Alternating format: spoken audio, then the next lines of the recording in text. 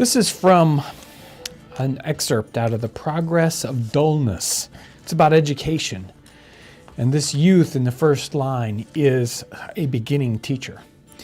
Next, see our youth at school appear, procured for 40 pounds a year, his ragged regiment round assembled, taught not to read, but to fear and tremble. Before him rods prepare his way, those dreaded antidotes to play. Then throned aloft in elbow chair, with solemn face and awful air, he tries with ease and unconcern to teach what ne'er himself could learn. Gives laws and punishment alone, judge, jury, bailiff all in one, holds all good learning must depend upon his rod's extremist end. This is a poem by John Trumbull in 1772, and he was in college at the time, and he was speaking of education, educating students, and what happens to somebody who gets educated in college and what they're going to do next. Welcome to this Nutmeg Tavern. We are live, and I am your host, John Townsend. Normally, I'd be joined behind the bar by Ryan. He is off today, some well-deserved personal time. So, we wish him well on his journeys. I am also, though, joined on the other side of the time vortex by Aaron on the console. Hey, everyone. How's everybody doing on this Friday? Hope everyone's well, and thank you for being here. So be good to Aaron there as he's doing the job of 3 people at once. 5. Yeah, 5 people at once. But he can do it. He's highly talented. He's been doing it for so long. It's just like... Do it in my sleep. Yeah, you can do it in his sleep. I do want to get a super chat that came in. Heather Torrey, buying around. Happy weekend, Taverners. Yes. Thank you, Heather. Buying around, yes. Yep. And then Wastelander became a Nutmeg Tavern member. Oh, Thank you so much. Yeah, very good. Very cool. John Trumbull, he passed his entrance exam to get into Yale at 7 years old. He didn't start going to Yale right away at 7, but he did enter at 13. So, and obviously highly talented poet as well as other fun stuff. We'll probably hear more about Mr. Trumbull someday in the future because it sounds like a pretty incredible person. This week has been an incredibly productive week here at Townsends and especially out on the homestead. We had all hands on deck Monday, Tuesday, Wednesday. Were we still working on it yesterday? Yeah. Yes, Monday. We wrapped it up yesterday. Right. So even though we had some super hot days, we worked in the morning. We got that well dug. It's done. It's in the can. You're going to see videos about it very soon. Started cutting it today. Yeah. Yep. So that was, as I said in the video, I envisioned some of these projects. It's like, okay, here's the beginning, how much work we got to do. Here's what the output's going to be. This one has come the closest to ideal as any project we've ever done. Yeah. It went about as smooth as it could. Right. So I don't know, all that pre-work, maybe it was 3 years of thinking about it that made it turn out just the way it was supposed to do. But that was really good. So that and other things still happened. It wasn't just like it absorbed the entire week, but we also got other things done, which was really good. Finley Hills wants to know, how deep is the well? Should we tell? I mean... You guys here in the Nutmeg Tavern, you get to get... Since you're here. The inside story. You're here. Not very many people are going to see this, so we're not giving anything away to the mass those people. Yeah. But you insider folks can know that the well's about 7.5 to 8 feet deep.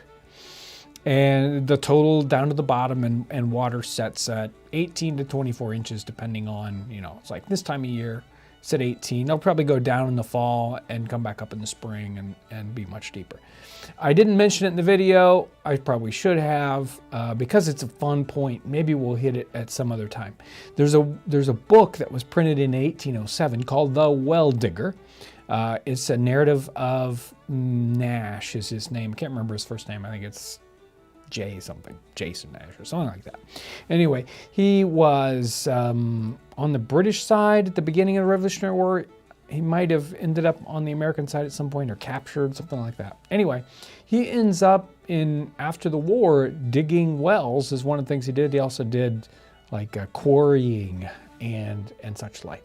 But at the end of his book, he has a table of all the wells he dug and how deep they were. Now, how's that for incredible to know this sort of a range? And this isn't Great Britain. This is in Kentucky. He's digging wells by hand. And there are some as shallow as 3 feet. And the deepest one is 41 feet. The majority of them don't go over 20. So the well like we dug, right on par with a typical well of the 18th century in this kind of area. So pretty cool, pretty neat.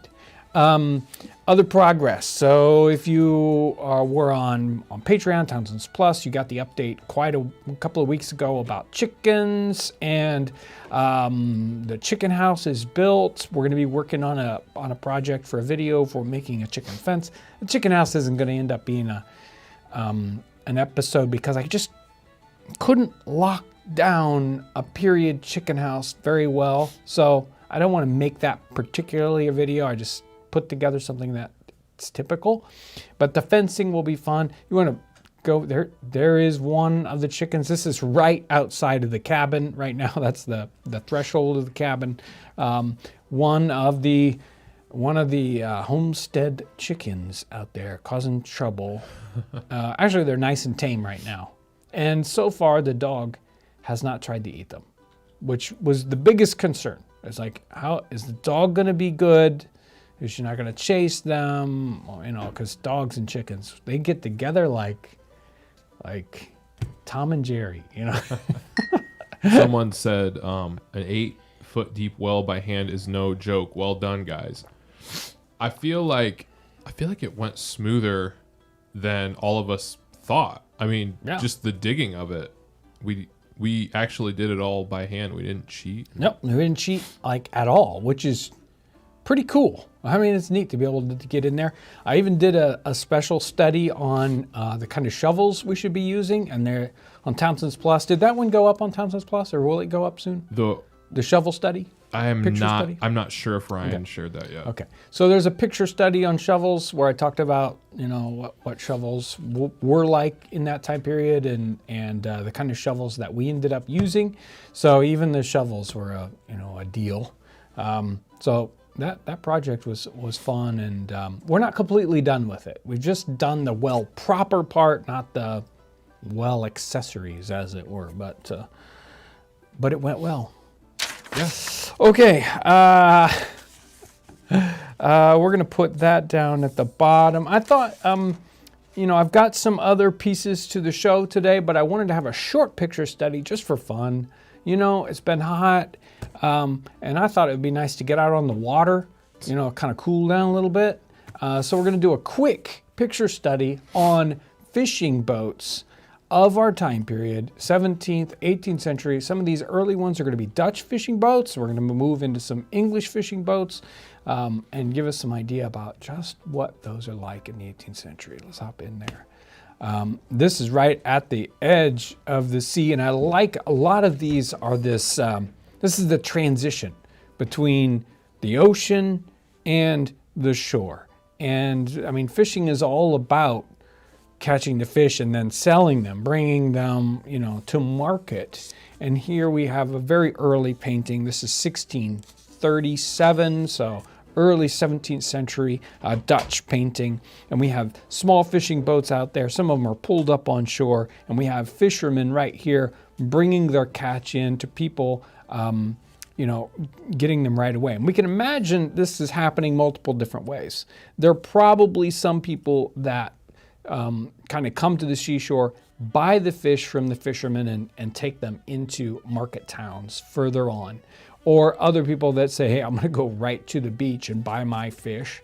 Or fishermen that take their catch to market. So there's kind of three things going on here with, what's going to be happening with this fish. But a lot of commercial transactions are happening just like right here on the shore. If you want your fish fresh, you want to get it off the boat.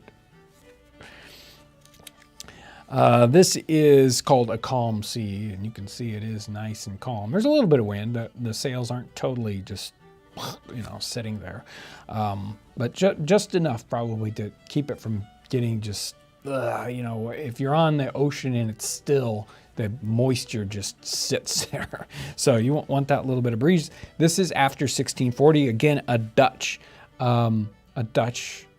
painting, and we can tell just by looking at it.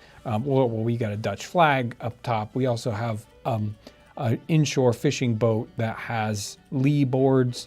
And they've got a lot of shallow waters in that area, so they can go out quite a ways, and they're not in really deep water. That's why most of those Dutch boats are using lee boards instead of a centerboard boat, which doesn't work too well in the shallow seas. But we get an idea of a fishing boat. We got fishermen. We even have a net, which looks like the classic, catch net that you might go in the store today, on a stick, and it's just a hoop.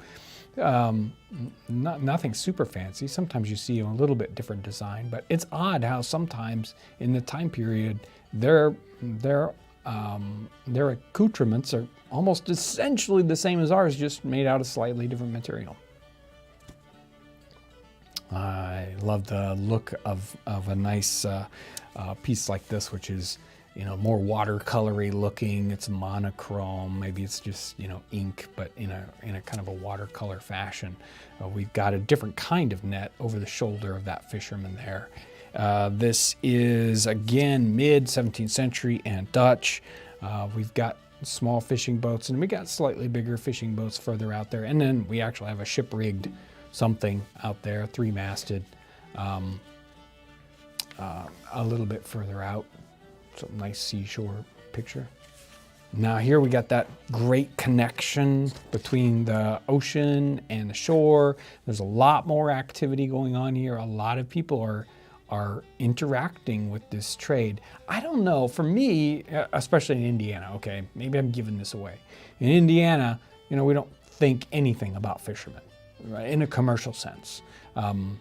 We think, fish, that all comes from like great big giant fishing boats way out at sea. And, they bring back some of those ships, they do all the processing on board. And it's like the ship goes out and it comes back with cans of fish or, frozen fish, and there's no processing happening. But there was, in this sense, in the 18th century in Great Britain and in the Netherlands at the time period, there's a lot of commerce that's going on, right at that seashore.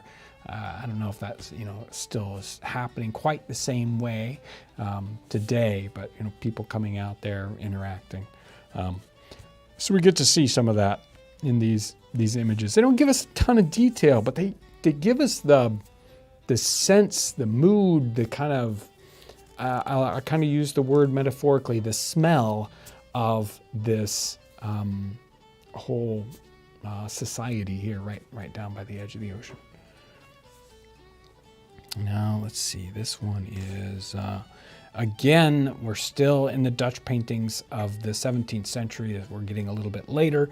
Now we're studying Dutch paintings because we don't have English paintings or American paintings of this time period. So they obviously have a Dutch feel to them, but they are still giving us some idea.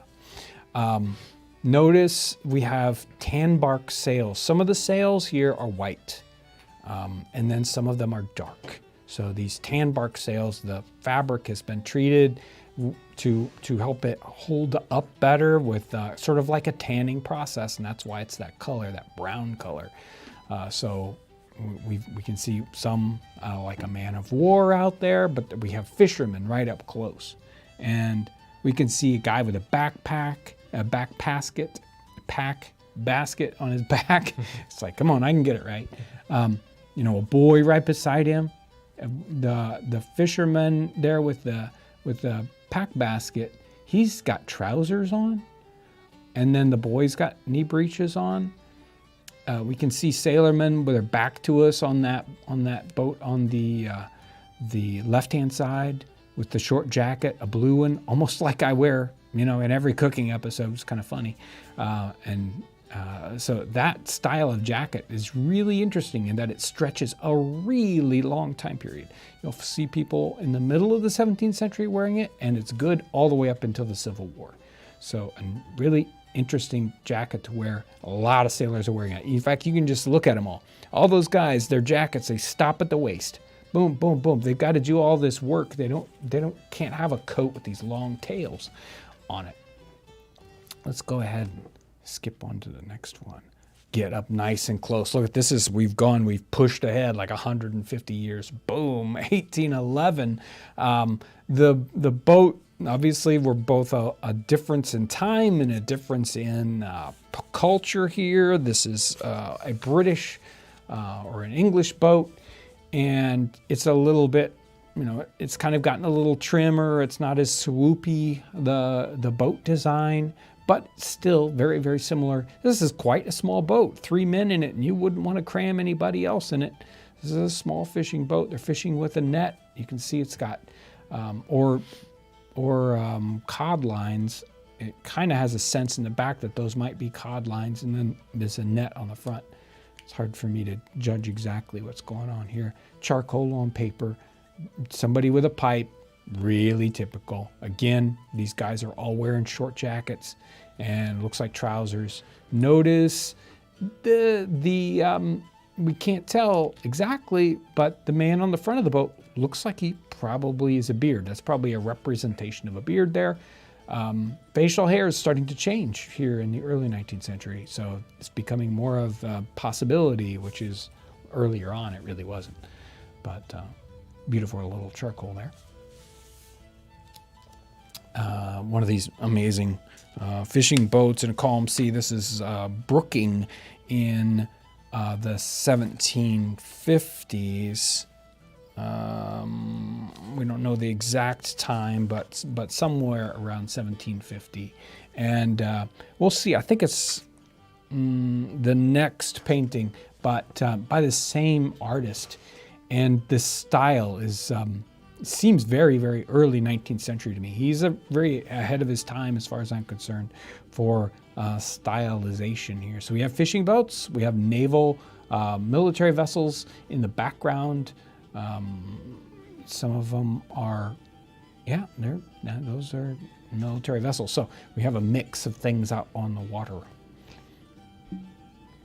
Yeah, so the sunset or sunrise that's happening and the way the light comes up like that, just, boy, that does not say 1750, but this is 1750 here.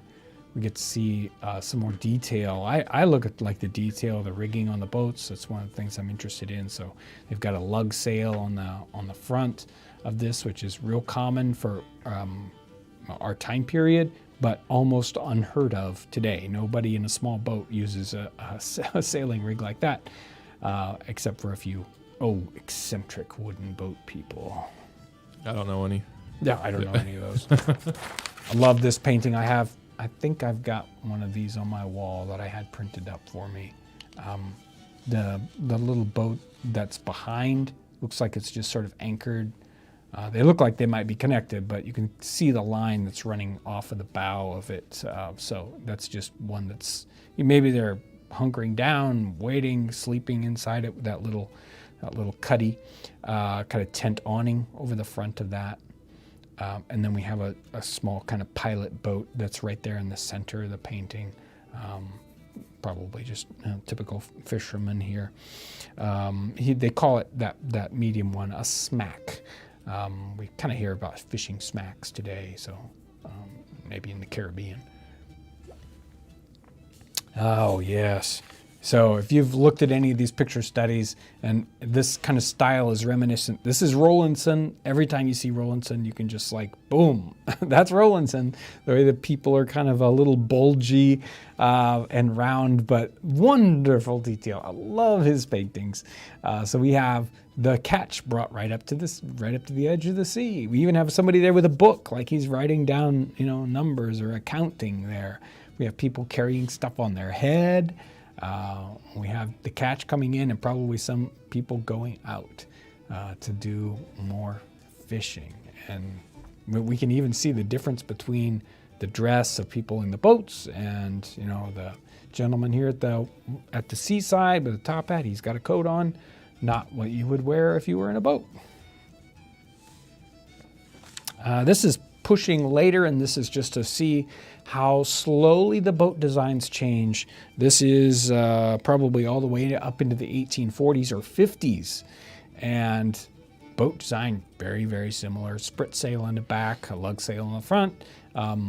And if we would continue to study that, we'll find that there's very little change until we get to the mid 20th century.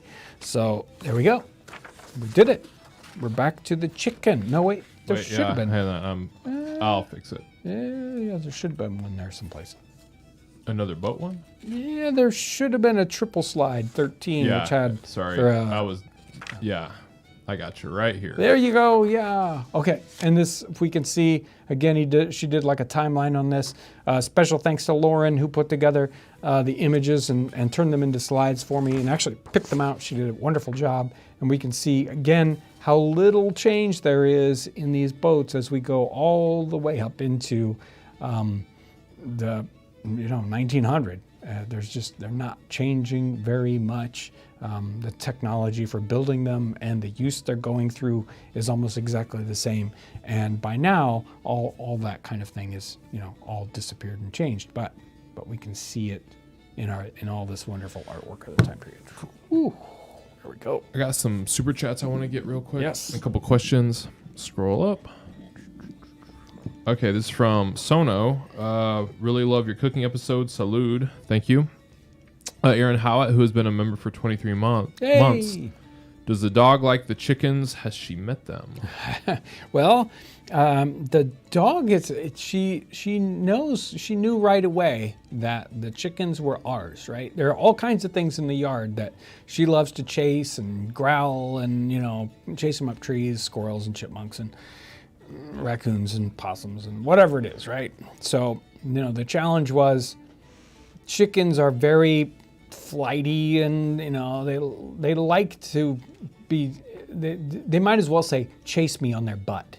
And so it's like, okay, is the dog gonna understand that these things are not for her to chase? Is there gonna be an issue with, will she chase them if they're out of the fence? Will she scare them inside? So far, she's been perfect. We've kind of purposefully introduced her to the chickens, and she knows, oh, those chickens are for the people's chickens, and I have to be good. So far, so good. She's been very, very good with the chickens. Sometimes she even purposely doesn't get close to the pen. Like either she knows it'll freak her out and she'll want to, or she knows that she's not supposed to be there. I don't know what's going on in a dog's head, but so far, so good. Jaji, who has been a member for 24 months. Thank you. Thank you. From my tavern to yours, happy Friday. Thank you. Yeah, and if anyone is interested in joining our membership, it's the join button sitting right there under the video. Click on that. It's a little way to support us. You get a cool logo by your name. You get highlighted in the chat, and you get some emojis. We got to work on some more. I know. We've been busy. I know. Too busy. It's hard to dig a well and make emojis at the same time, but we could do it. Speed and Style Tony, thank you. How much fishing was done for pastime back then? Especially as we get toward the late 18th century, we start to see that expressed in paintings. So I'm not saying they weren't fishing for pastime earlier than that, but it becomes so popular that they want to paint that and show that going on. So there's the gentlemanly pursuit of fishing. And even if you go all the way back into Isaac Walton's that fishing book, The Complete Angler, there's very much a sense of fishing and philosophy there together. It's not a commercial thing. So it's definitely there for personal enjoyment, pastime. So there's always been a certain quantity of that, but it becomes something that's almost popularized as we get into the late 18th century. They get over the concept of some people do this to make money, but I'm doing this just for fun. A super chat from Chad Dawson.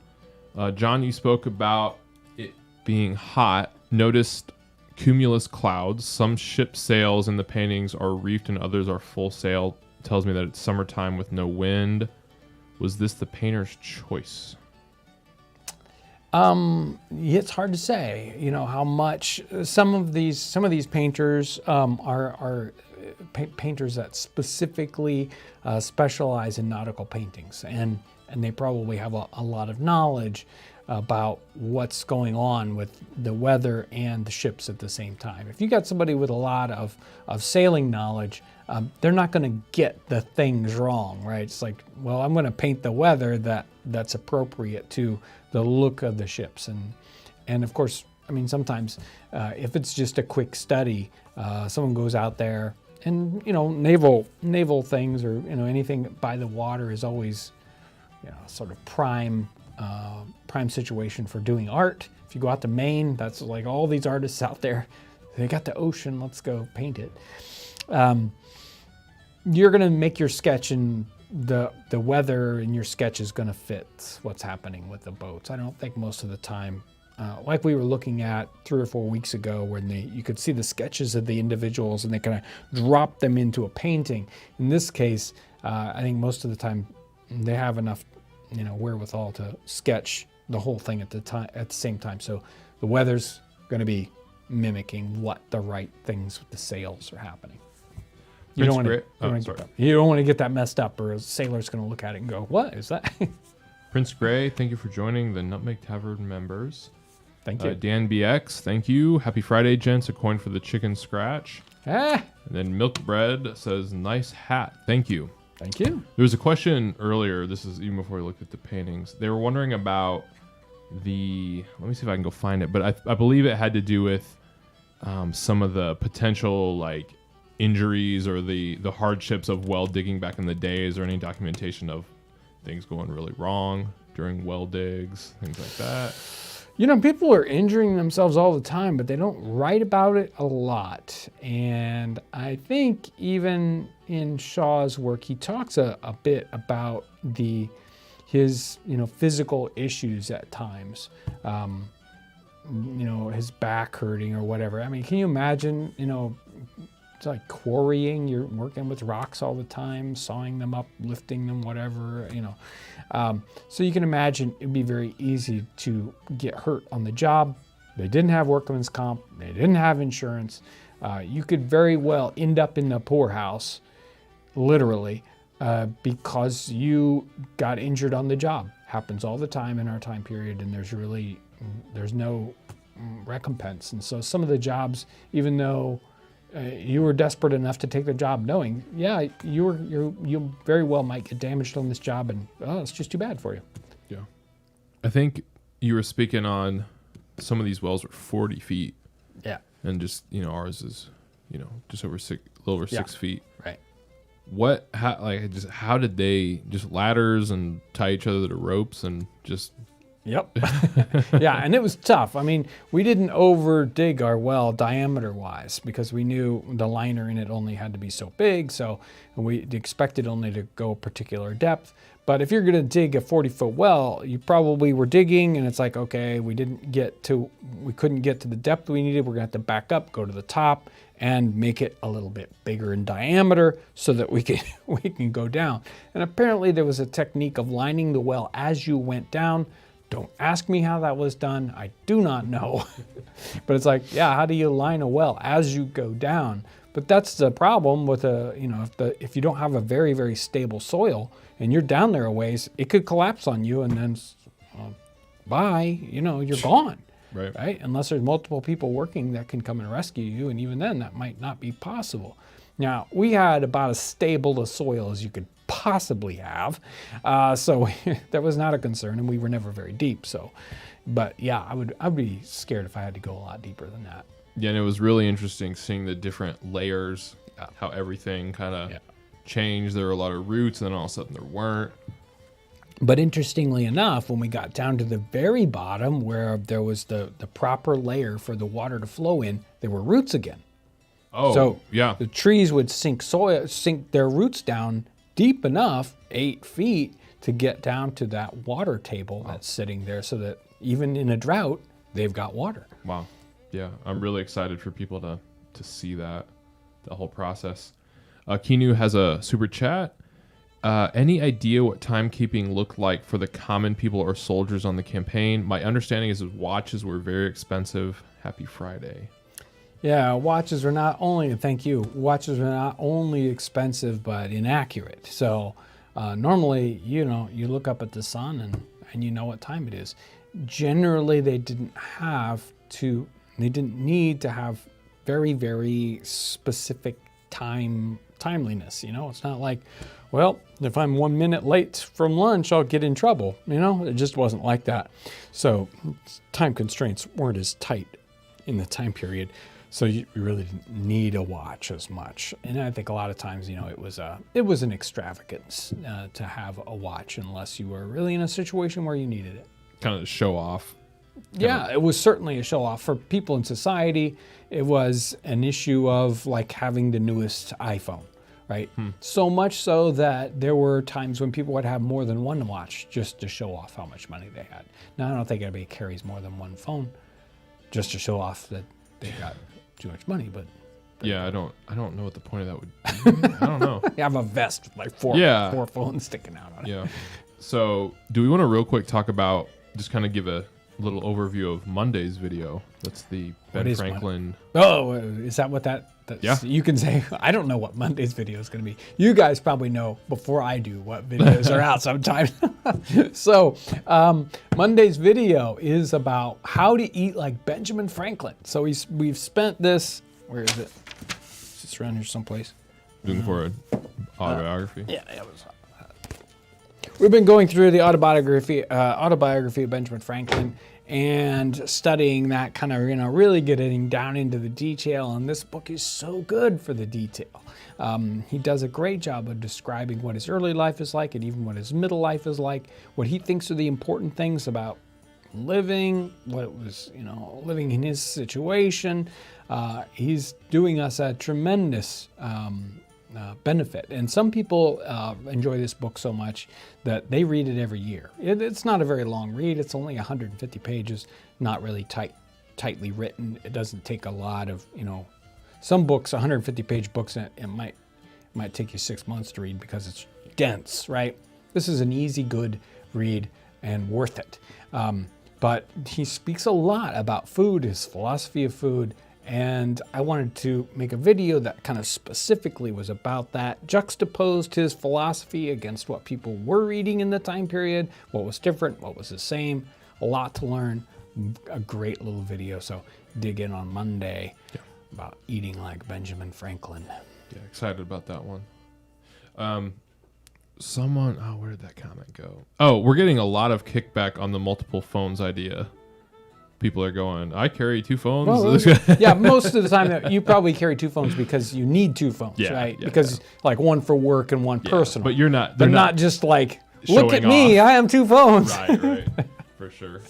Somebody wanted to know, people are really excited about the well video. I'm going to try to get going on that. Well, it's a deep topic. Well. well. They were wondering about, where did it go? It was a cool question. It was basically about, I think it was, they were asking, did we angle it at all? Or is it just straight down? Straight down. If you think about it, it's like, well, you want to drop your bucket down there. You can't go sideways, right? Or maybe they were wondering if you went small at the top and wider at the bottom. Oh, no. Well, there are some details that we don't want to get into because we don't want to spoil it as to how we really did it.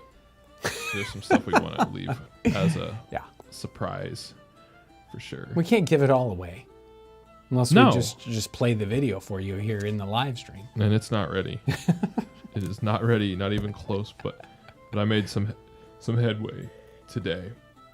Somebody, they were saying they read about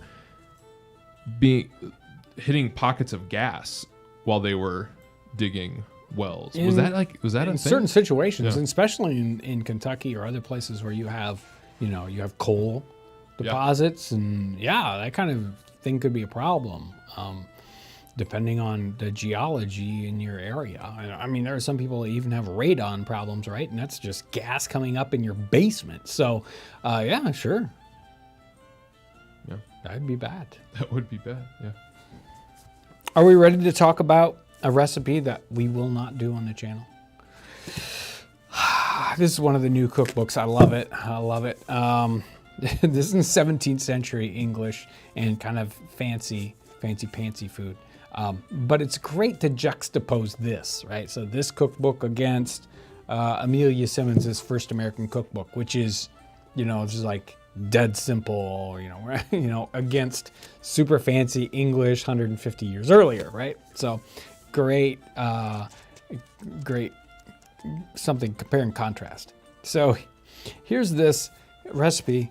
I'm not going to read it all because it covers both of these pages. How to dress lampreys. We are not going to do this episode. I'm just going to warn you. We're not going to cook lamprey eels. It needs to be said again. Right. How to dress or how to cook lampreys, which are lamprey eels. At Gloucester, they use lampreys thus. Heat water in a pot or a kettle with a narrow mouth. Oh, okay. Till it's near ready to boil, so that you may endure to dip your hand into it. Now, wait a minute. How do you get something hot enough that it's near to boiling, but you can still dip your hand into it? They must either have asbestos hands or, I don't know. But anyway, till it's near ready to boil, but you can still dip your hand in it, but not let it stay in it. So pretty hot. That kind of hot. They don't have a thermometer, so, Put your lampreys in it as they come out of the river, or as it says here, put your lampreys as they come out of the river into this scalding water and cover the pot that little while they remain in, which must be but a moment, about an Ave Maria while. So in other words, as long as it takes you to say an Ave Maria. Okay. So they just go into this kind of hot water and then come out again. Okay. It's not complicated. Then with a wooden ladle, take them out and lay them upon a table and hold their head in a napkin, else it will slip away if you held it with your bare hands. And with the back of a knife, scrape off the mud, which will have risen out all along the fish. A great deal and very thick will come off. And then the skin will look clean and shining and blue, which must be never be fled off. I don't know what that means. Then open their bellies all along, and with a penknife loosen the string that begins under the gall, having first cast away the gall and the entrails. Well, obviously, we want to get rid of those. And then pull that out. So it's like a mud vein or something. So it's like the entrails with all the yucky stuff in it. You can get rid of that. Then we're drying it with the napkin. We're powdering them with salt and pepper. We're rubbing them. Rub them in, lay them around in a pot or a strong crust. So you could put them in a pie. With a good layer of butter and a store of onions, wear about them, and chiefly a good company or a large quantity in the middle. And then put more butter on top, which is the key to every 18th century recipe I've found. Works out for me. Cover the pot with a fit lid, and so set them in a quick oven that is strongly heated, where they will require 3 to 4 hours of baking. And it just keeps going. It just keeps going. Lampreys, it doesn't sound good. And the fact that you got to catch them right out of the river and put them in this not boiling water. But this one is maybe. This is a maybe. I'm not going to guarantee we're going to do this recipe, but it's a maybe. How to souse turkeys. So have you ever heard of sousing? Sousing is like we'll find out here what sousing is like. Usually in the 18th century, you hear about like soused hog's face. But this is sousing turkeys. Take a good fat turkey or two, dress them clean and bone them. So we still want them whole, but we take out some of the bones. Don't ask me exactly how that works. Then tie them up in the manner of sturgeon with something clean washed. Sometimes you wonder about the writing here, but you tie it up like a sturgeon. I'll have to do some research about that. Take your kettle and put into, this is empty, the turkeys are still off to the side. You put in a pottle, which is 2 quarts, of good white wine and a quart of water and a quart of vinegar. So we have 2 parts wine, 1 part water, 1 part vinegar. And make it boil and season it with salt pretty well. And then you put in your turkeys and you let them boil till they be very tender. When they are enough boiled, you take them out and you taste the liquor that's left over. If it's not sharp enough, put in more vinegar. Let it boil a little. Put it into an earthen pot that'll hold both turkeys. So it's like a big, like you'd put pickles in, right? Or cabbage. So you got this big earthen pot. When it's cold enough, then the turkeys are thoroughly cold. Put them into the liquor, into the pot, and make sure it's quite covered. So you want this basically a pickle to cover your turkeys all over the top of it. And then you let them lie in this 3 weeks to a month. And then you serve it to the table with fennel on it. So they're cooked turkeys, and then they set there in the pickle afterwards. So it's like pickled turkey. I think we could do that one. I don't know. We could just do it with Pickled turkey. We could do it with a chicken, so we wouldn't have to have a. Oh, I'd do it with a.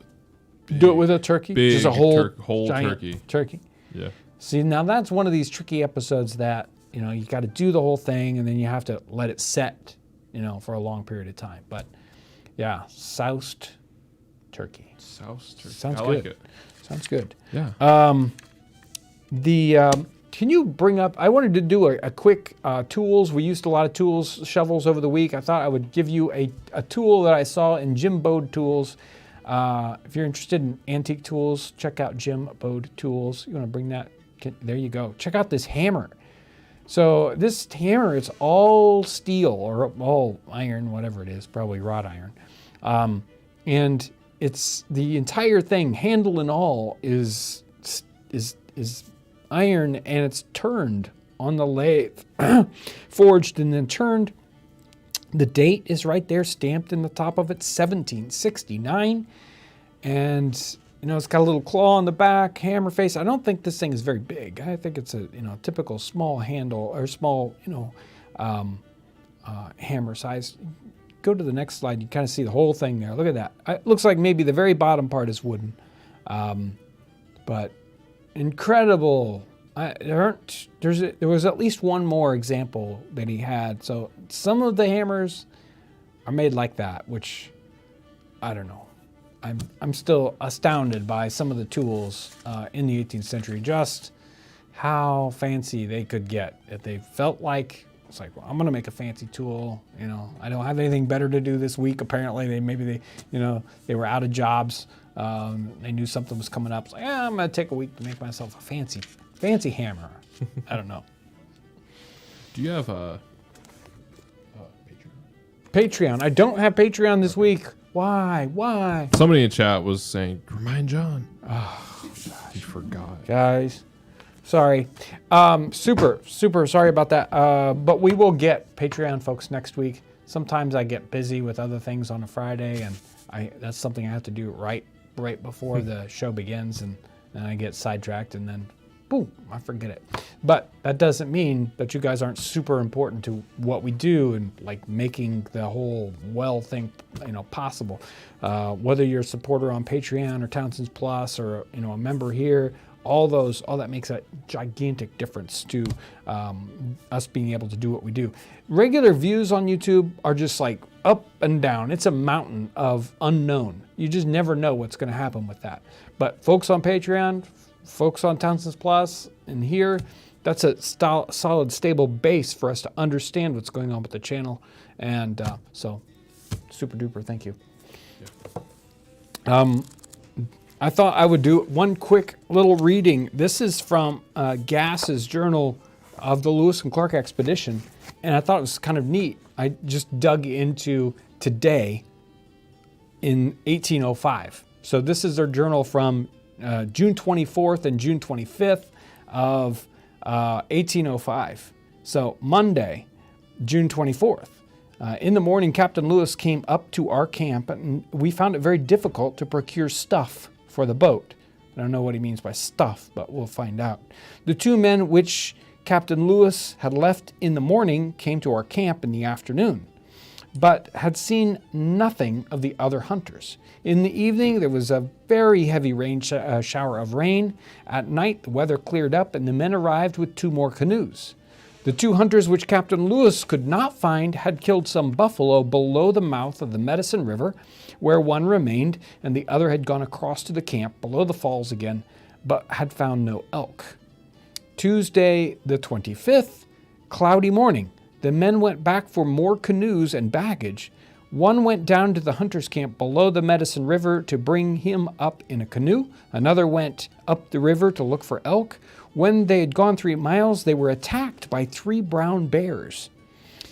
They were near devouring him, or he was attacked by 3 brown bears and was near devouring him. But he made his escape by running down a steep bank and into the water. In this adventure, he fell, injured his gun, and hurt one of his hands, and therefore returned to camp. One of the men and myself went over to an island to look for stuff for the canoe, but we find nothing but bark, which perhaps will answer. We killed 2 elk on the island. There is in the bottoms a great quantity of mint and currant bushes, also a multitude of blackbirds, probably eating the currants. The mosquitoes were very troublesome, though the snow is still on the mountains so near. In the evening, 2 men came up the river with a quantity of good meat and 100 pounds of tallow. That was pretty fun. They're still seeing, they're close enough to the mountains. They can see the snow up there, but it's like a land of mosquitoes where they're at. So that's Gass's Journal of Lewis and Clark Expedition. Pretty cool stuff. Cool stuff. What do you think, guys? Just looking around for any questions. Everybody's just kind of hanging out, Chilling. relaxing, chilling Yeah. on a Friday, Well, I'm super excited by how everything worked out this week. There's some times when we start on a project and it can be very frustrating, and you don't know. Sometimes you feel like, how am I going to make a video this week? I didn't feel like that at all this week. Didn't have any problems with that kind of thing. A video just went tuck, tuck, tuck. We are going to have to do. There's a pottery project that I did just for Townsends Plus. That we got done. So lots of fun stuff and more projects in the hopper, and cooking episodes and whatnot. I'm going to do a little brainstorming this weekend about some cooking episodes that are going to be coming up. Maybe we'll souse some turkeys. I don't know. do that at Thanksgiving. Yeah, but we have to start it like a month ahead of time, because it's got to sit there in the souse, right? Okay, I got you. I don't know, like pickled turkey. Pickled turkey. Yeah. I'm cool So, with I mean, they had pickled pork in the time period and whatnot, but pickled turkey's something else. So we'll see. that. Turkeys. I still think lampreys are a possibility. I don't know. Well, you got to get a lamprey, and you're getting a Just reach down and just dig it out of that river. Where are lampreys mostly? Well, they're not around here. Yeah, I know, but I don't I mean, know. you got Maybe somebody out there knows where lampreys you are. got another fish from far away. You made it happen. Yeah. Well, stockfish, but we got those by airplane. So there is a stockfish, a couple, actually 3 or 4 different stockfish recipes in here, which I thought was very, very interesting. That stockfish would show up in this kind of a cookbook, and not just once, but like 3 or 4 times. It's like, well, this is how the Dutch do stockfish. Here's what my suggestion is for stockfish. And he says, don't beat it with a hammer. Uh-oh. You hit it with large ropes. large ropes. Yeah. Yeah, I don't ask me. Hopefully he doesn't see the video. I don't know. Hey, how many stockfish do you have left, do you think? I think I only have a couple left. We used a lot of them. We used one for baseball and then... Yeah. And then one for the actual video and then one for... Well, I had like 20. Where'd they all So go? I don't know. Maybe... What do you mean? I don't know what happened to them. So you started with 20 and there's 2 left. Right, exactly. So, but there's only so much stockfish you need in your life. I did not know that stockfish was missing from the Probably vault. someone came and stole it, Yeah. needing that stockfish. I could order some more, but you got to get a lot. I mean, you can go on Amazon and just get packages of stockfish, but it's cut up. It's just like slices of stockfish, which is, great to experiment with. But if you want the whole stockfish, you want the look. Which you do. You got to get and I think it's like stockfish.com or something. I mean, I hope so. It is. It's something almost like that. Stockfish.org. Yeah. That's funny. Stockfishdeals.com, Stockfishdeals.com. Coupons. And Yeah, that's right. Our weekly deal on stockfish yeah. is this, That would be amazing. I hope it's stockfish. Stockfish of the week. Yes, the stockfish of the week. Right on. Yeah, it looks like we're pretty caught up. Okay, Yeah. we're good. Yeah. Wonderful. Thank you so much for joining us here in the Nutmeg Tavern. Again, super thank you for the Patreon people, not just the new Patreon people, but they're Patreon folks that have been hanging in there with us for years. And that means a ton. So I really want to thank you, especially you old timers out there, long timers out there on Patreon. Also, Townsends Plus, we're working on more stuff for that all the time. So super thank you if you're one of the folks out there on Townsends Plus and helping us get it done there. Here on YouTube, it's like whether you support us through membership or super chat or thanks, super thanks, whatever that is on there. But a lot of the support we get is just people, chiming in comments, sharing our videos.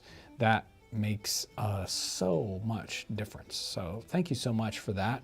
And I hope you have an amazing weekend. I think it's going to be pretty nice here. So hopefully it'll be nice where you're at. Enjoy the summer weather. Have a great weekend. Thanks for watching.